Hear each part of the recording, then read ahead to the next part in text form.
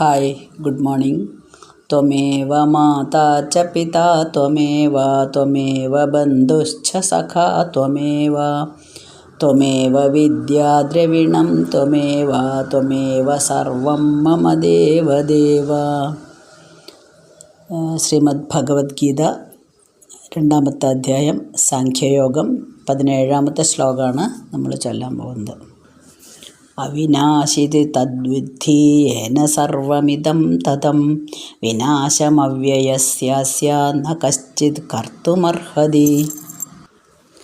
ഏവം എല്ലാം നിറഞ്ഞു നിൽക്കുന്ന അതൊന്നു മാത്രം നശിച്ചിട, നാശമേലാതതിന്നാശം ഏൽപ്പിക്കാനാരുമായിട.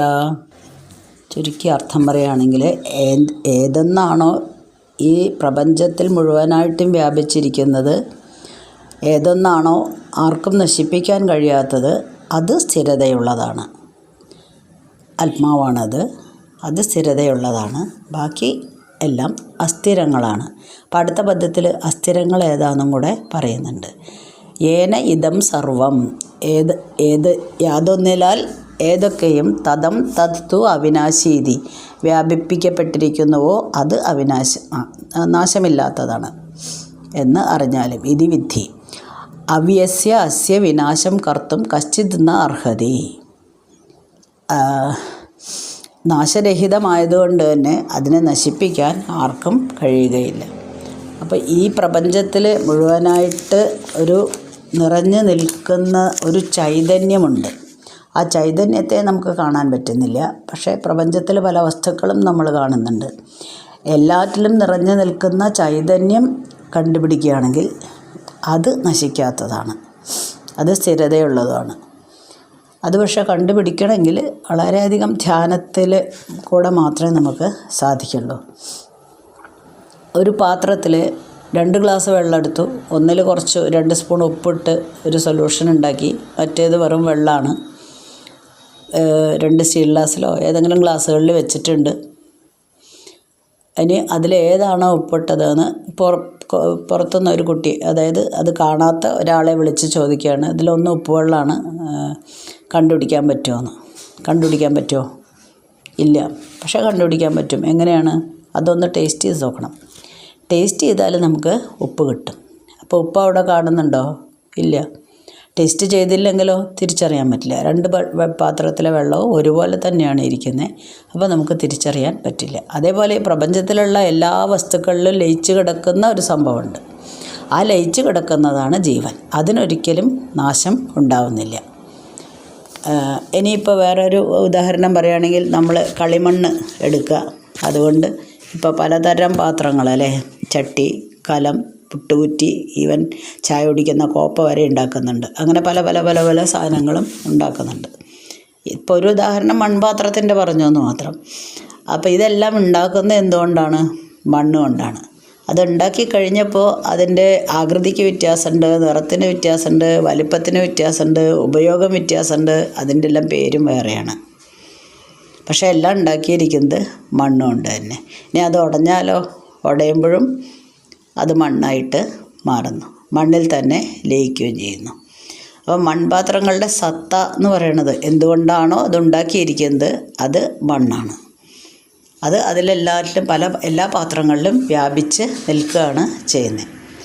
അതേപോലെ ഇവിടെ പ്രപഞ്ചത്തിൽ നിലനിൽക്കുന്ന സത്തയായ ആത്മാവ് ഒരിക്കലും നശിക്കുന്നില്ല. ഇനി എന്താണ് അസത്ത്, അല്ലെങ്കിൽ അസത്തിൻ്റെ സ്വരൂപം എന്താണെന്ന് പറഞ്ഞു തരാം. 18-ാമത്തെ ശ്ലോകം. അന്തവന്ത ഇമേ ദേഹ നിത്യസ്യോക്ത ശരീരിണാം അനാശിനോ അപ്രമേയസ്യ തസ്മാത് യുദ്ധസ്വ ഭാരത. യുദ്ധസ്വ എന്നാണ് വരിക. യുദ്ധസ്വ ഭാരത. നാശമേലാതെ അജ്ഞാത ദേഹിതാൻ നിത്യനെങ്കിലും ദേഹമെല്ലാം അനിത്യങ്ങൾ മോഹം അടരാടുക. അർജുനനോട് യുദ്ധം ചെയ്തോളാൻ പറയാണ്. ആത്മാവ് ഒരു പുതപ്പുകൊണ്ട് പുതച്ചിരിക്കുകയാണ്. ആ പുതപ്പാണ് നമ്മുടെ ദേഹം. ഈ ദേഹത്തിന് പുതപ്പ് കുറേ കാലം ഉപയോഗിച്ച് കഴിഞ്ഞാൽ കീറിപ്പോവല്ലേ? അതേപോലെ തന്നെ ഈ ദേഹവും കുറേ വർഷം കഴിഞ്ഞാൽ നശിച്ചു പോകും. പക്ഷേ ആത്മാവിനൊന്നും സംഭവിക്കുന്നില്ല. അതിനുള്ളിലുള്ള ആത്മാവ് ശാശ്വതമാണ്, അപരിമിതമാണ്. അതുകൊണ്ട് അർജുന, നീ ആരെ കൊന്നു, എൻ്റെ ബന്ധുക്കളെയാണ് വധിക്കുന്നത്, അതൊന്നും എനിക്ക് പറ്റില്ല എന്നൊന്നും പറഞ്ഞ് മാറി നിൽക്കേണ്ട ആവശ്യമില്ല. അർജുന, യുദ്ധം ചെയ്തോളൂ. ആജ്ഞാപിക്കുകയൊന്നുമല്ല, ഉപദേശിക്കുകയാണ് ചെയ്യുന്നത്. അപ്പം നിത്യനാണ്, നിത്യസ്യ അനാശിനഃ, നിത്യനാണ്, നാശരഹിതനാണ്. അപ്രമേയസ്യ ശരീരണഃ ഇമേ ദേഹാഃ അന്തവന്തഃ ഉക്ത്വാ, ശരീരത്തിൽ കുടികൊള്ളുന്ന ആത്മാവിൻ്റെ ഈ ദേഹങ്ങൾ നശ്വരങ്ങളാണ് എന്ന് പറയപ്പെട്ടിരിക്കുന്നു. തസ്മാത് ഭാരത യുദ്ധസ്വ, അതുകൊണ്ട് അർജുന യുദ്ധം ചെയ്തോളൂ. അപ്പം നിത്യനും നാശമില്ലാത്തതുമായ ആത്മാവിൻ്റെ ഒരു പുറംചട്ടയാണ് ദേഹം. ആ ദേഹം നശിക്കും. അത് എന്തിൽ നിന്നാണോ ഉണ്ടായത് അതൊരിക്കലും നശിക്കില്ല. അതുകൊണ്ട് അഥവാ നീ യുദ്ധത്തിൽ ആരെയെങ്കിലും വധിച്ചു എന്ന് വന്നാൽ തന്നെ ആ ദേഹം മാത്രമേ പോകുന്നുള്ളൂ. അതിനെപ്പറ്റി ഓർത്ത് നീ ഒരിക്കലും ദുഃഖിക്കേണ്ട ആവശ്യമില്ല. യുദ്ധം ചെയ്തോളൂ എന്ന് ഉപദേശിക്കുകയാണ്. ഇന്ന് നമുക്ക് യാതൊരു ഉപകരണങ്ങളുമില്ല. എന്തിനാണ്? ആത്മാവ് എവിടെയാണെന്ന് അറിയാൻ വേണ്ടിയിട്ട്. ഇപ്പം നേരത്തെ ഉപ്പ് കലക്കിയ വെള്ളം തിരിച്ചറിയാത്ത പോലെ തന്നെ ആത്മാവ് എവിടെയാണെന്ന് കണ്ടുപിടിക്കാൻ പോയിട്ട് കാര്യമില്ല. അതിന് ആർക്കും കണ്ടുപിടിക്കാൻ പറ്റില്ല. അതുകൊണ്ടാണ് അപ്രമേയൻ എന്ന് പറഞ്ഞത്. ഇനി ഇന്ദ്രിയങ്ങൾ, മനസ്സ്, ബുദ്ധി, ഇതൊക്കെയാണ് നമുക്ക് നമ്മുടെ ശരീരത്തിലെ ഉപകരണങ്ങൾ എന്ന് പറയണത്. അപ്പോൾ അത് ജഡങ്ങളാണ്. അതിലുള്ള ആ ചൈതന്യം വരുമ്പോൾ മാത്രമാണ് അത് നിലനിൽക്കുന്നത്. അപ്പോൾ സ്വന്തം ചൈതന്യം, അതായത് നമ്മുടെ ആത്മാവിനെ അറിയാൻ നമുക്ക് പറ്റില്ല. അത് ആർക്കും തന്നെ പറ്റില്ല. അതുകൊണ്ട് അത് അപ്രമേയമാണ്, അളക്കാനാവാത്തതാണ്. അത് കണ്ടുപിടിക്കാൻ പറ്റാത്തടത്തോളം കാലം നമ്മൾ അതിനെപ്പറ്റി ചിന്തിച്ചിട്ട് കാര്യമില്ലല്ലോ. അതുകൊണ്ട് അർജുന, നീ യുദ്ധം ചെയ്യൂ.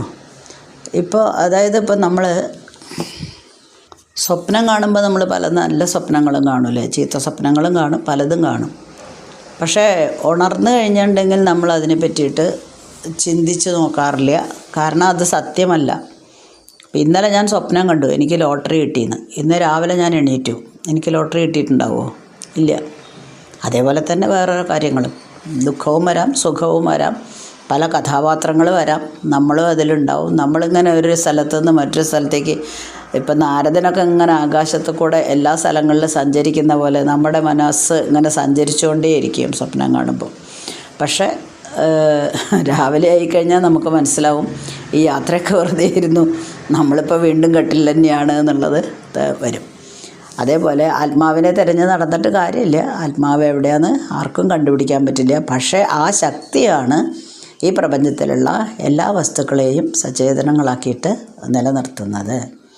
അപ്പോൾ അർജുന, നീ യുദ്ധം ചെയ്യൂന്ന് ഒന്ന് ഉപദേശിക്കുക, അതായത് പ്രോത്സാഹിപ്പിക്കുകയാണ്. ഓരോ കാര്യങ്ങളും അർജുനന് പറഞ്ഞു കൊടുത്ത് ആ ഓരോ തത്വങ്ങളും ഉപദേശിച്ച് അർജുനൻ്റെ വിഷാദം മാറ്റുക എന്നുള്ളതാണല്ലോ ഭഗവാന്റെ കടമ.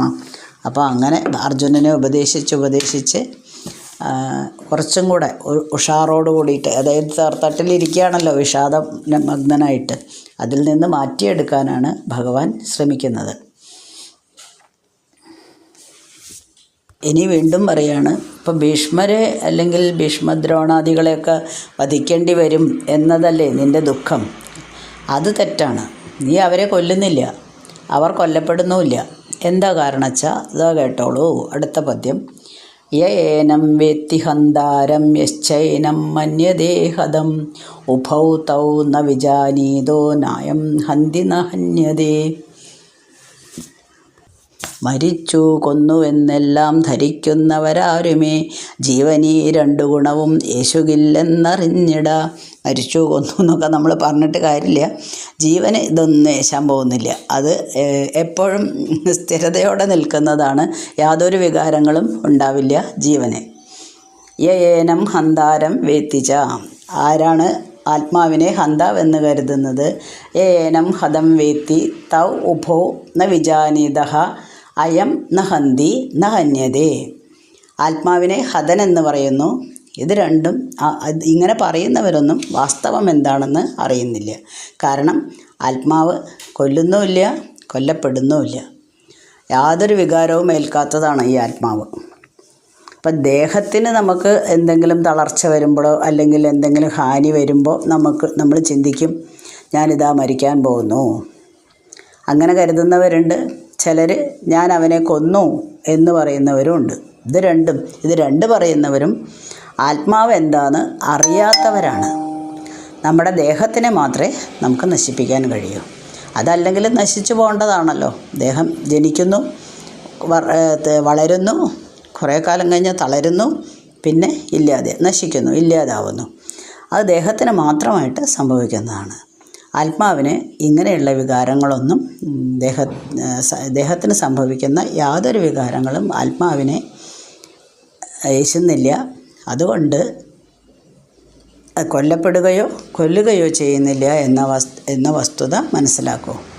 വീണ്ടും അടുത്ത ശ്ലോകത്തിലേക്ക് പോവുകയാണ്. 20ാമത്തെ ശ്ലോകം. ന ജായതേ മ്രിയതേ വാ കദാചിത് നായം ഭൂത്വാ ഭവിതാ വാ ന ഭൂയഃ അജോ നിത്യശാശ്വതോയം പുരാണോ ന ഹന്യതേ ഹന്യമാനേ ശരീരേ. പുരാണോന്ന് പുരാണ അയം. ജനിച്ചിട മൃത്യുവണഞ്ഞിടില്ല, ഭവിച്ചതില്ലിന്നു ഭവിപ്പുമില്ല, പുരാണനാം നിത്യനിലേൽപ്പതില്ലെന്നൊരിക്കലും മൃത്യു ശരീരനാശാൽ. അയം കദാചിത് ന ജായതേ. ആത്മാവ് ഒരിക്കലും ജനിക്കുന്നില്ല. ന മ്രിയതേവ, മരിക്കുന്നുമില്ല. ഭൂത്വാ ഭൂയഃ ന ഭവിതാവ അജഃ നിത്യഃ ശാശ്വതഃ പുരാണ അയം ശരീരേ ഹന്യമാനേ ന ഹന്യതേ. ഉണ്ടായതെല്ലാം ഉള്ളതാണെന്ന് നമ്മൾ കഴിഞ്ഞ ഒരു ശ്ലോകത്തിൽ പറഞ്ഞിട്ടുണ്ട്. അതേപോലെ തന്നെ ഉള്ളത് അവിടെ തന്നെ ഉണ്ടാകുന്നു. ഇത് ഒരിക്കലും ഇല്ലാതാകുന്നില്ല. അജനാണ്, നിത്യനാണ്, ശാശ്വതനാണ്. പുരാണഃ അയം, പണ്ടേ ഉള്ളതാണ്. നൂതനമായിട്ടുള്ള ആത്മാവ് ദേഹം നശിക്കുമ്പോഴും ഒരിക്കലും നശിക്കുന്നില്ല. ദേഹത്തിനാണ് നേരത്തെ ഞാൻ കുറച്ച് മുന്നേ പറഞ്ഞ പോലെ ദേഹം ജനിക്കുന്നു. ദേഹത്തിന് ആദ്യം ജനനം, പിന്നെ നിലനിൽപ്പ്, വളർച്ച, തളർച്ച, രോഗം, മരണം, ഇതെല്ലാം ഉണ്ടാവും. ഇതെല്ലാം സംസാരിയായിട്ടുള്ള ജീവന് ഇതെല്ലാം നമ്മൾ ദുഃഖങ്ങൾ വരുത്തുന്നതാണ്. എന്നുവെച്ചാൽ ഇതെല്ലാം തളർച്ചയും രോഗവും മരണമൊക്കെ നമുക്ക് ദുഃഖഹേതുക്കളാണ്. ദുഃഖം നമ്മളിലെ ദുഃഖം സുഖം എന്ന വികാരങ്ങൾ ഉണ്ടാക്കുന്നതാണല്ലോ. അപ്പോൾ ഇവിടെ ദുഃഖമാണ്. തളർച്ചയും വളർച്ചയൊക്കെ വന്നാൽ നമുക്ക് ദുഃഖം തന്നെയാണ് വരുന്നത്. ഈ ശരീരധർമ്മങ്ങളൊന്നും തന്നെ ആത്മാവിനെ ഏശുന്നില്ല. അതുകൊണ്ടാണ് ആത്മാവ് നിർവികാരനാണ്, അവിനാശിയാണെന്ന് പറയുന്നത്. ആത്മാവിന് ജനനമില്ല. കാരണം അത് പണ്ടേ ഉള്ളതാണ്. ആർക്കും അറിയില്ല, എപ്പോഴാണ് ഉണ്ടായതെന്ന് ആർക്കും തന്നെ അറിയില്ല. അപ്പം ജനനമില്ലാത്തതുകൊണ്ട് എന്തുണ്ടാവില്ല? മരണവും ഉണ്ടാവില്ല. ഒരു കുട്ടി ജനിച്ചു എന്ന് നമ്മൾ പറയുമ്പോൾ ഒരു ശരീരം ജനിച്ചു എന്നാണ് അർത്ഥം. അപ്പോൾ ജനനത്തിന് മുന്നേ ആ ശരീരം ഉണ്ടായിട്ടില്ല. ആത്മാവിന് അങ്ങനെയുള്ള പരിണാമങ്ങളൊന്നും തന്നെ ഇല്ലാത്തതുകൊണ്ട് ആത്മാവ് ഒരിക്കലും നശിക്കുന്നില്ല എന്ന് ഒന്നുകൂടെ ഉപദേശിക്കുകയാണ്. ഇനി 21ാമത്തെ ശ്ലോകം. വേദാവിനാശിനം നിത്യം യ ഏനമജമവ്യയം കഥം സ പുരുഷ പാർത്ഥ കം ഖാദയതി ഹന്തികം. നശിക്കാതവ്യയം ജീവൻ അറിയും മനുജർക്കഹോ മരണം മതം ഈ രണ്ടും ഒരു നാളും ഭവിച്ചിടാം. ആത്മാവ് നാശമില്ലാത്തതാണ് എന്ന് അറിയുന്ന ആൾ മറ്റൊരാളെ എങ്ങനെയാണ് വധിക്കാൻ പോകുന്നത്?